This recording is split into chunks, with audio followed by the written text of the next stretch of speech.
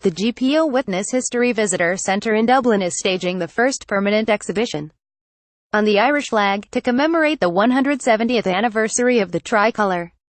Although the 1916 Easter Rising made the Irish tricolour famous, it was actually first flown publicly in Waterford City in 1848.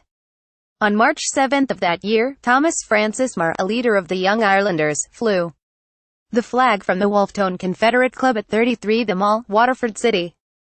Two Irish tricolours had been mentioned in 1830 and 1844, but 1848 eventually saw it flown at meetings all over the country, side by side with the French tricolour, to celebrate the revolution that had just taken place in France.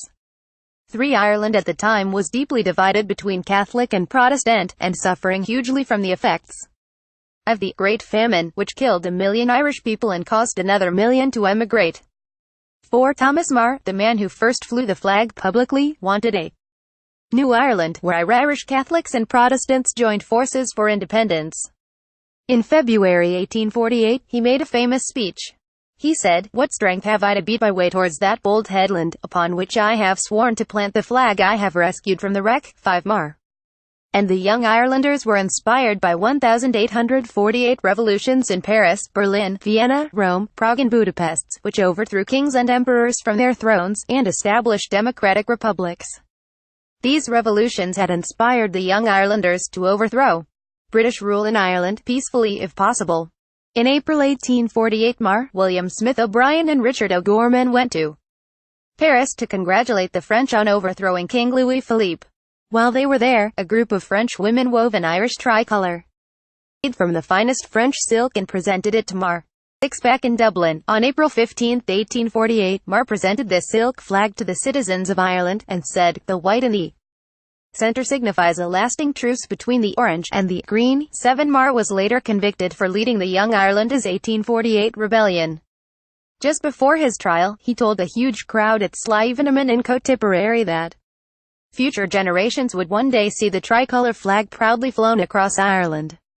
2 of the rebellion's other leaders later escaped to America to form the Fenian Brotherhood secret society, which later led to the Irish Republican Brotherhood (IRB) in Ireland. Many years later, the IRB organized and led the Easter Rising. 8 On Easter Monday, April 24, 1916, the IRB, Irish Volunteers and Irish Citizen Army flew the Irish tricolour from the top of the GPO in Dublin. 9 The flag was later used by the IRA during the Irish War of Independence, 1919 to 1921. After independence in 1922, the flag was also used by the Irish Free State, 1922 to 1937, and was included in the 1937 Constitution. 10 The green in the flag symbolizes Irish republicanism dating back to the Society of United Irishmen in the 1790s and beyond. 11 The orange in the flag represents the Protestant minority in Ireland. It was included in the Irish flag in an attempt to make Irish Protestants feel included in the Irish independence movement. 12 Many Irish Protestants had been supporters of William of Orange, the Protestant Dutch prince who became King William III of Britain. As king, William defeated the Catholic King James II and his mainly Irish Catholic army at the Battle of the Boyne in 1690. Today, Orangemen in the north continue to celebrate this Protestant victory with parades and bonfires on July 12. 13 The white in the center symbolizes the hope for a lasting peace between the two cultures. On the island of Ireland, nationalist, mainly Catholic Ireland, and unionist, mainly Protestant Ireland.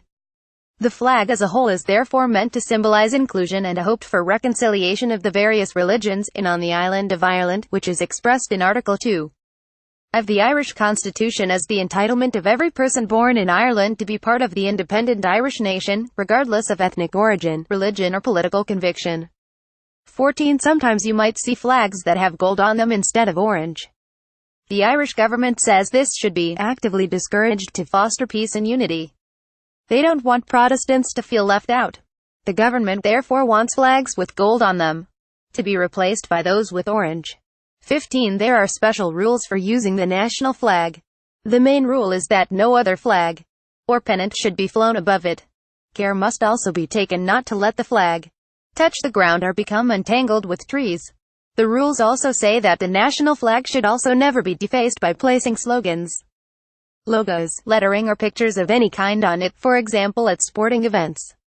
The rules also say the national flag should be replaced if it has become worn or frayed, as it is no longer fit for display in a respectful manner.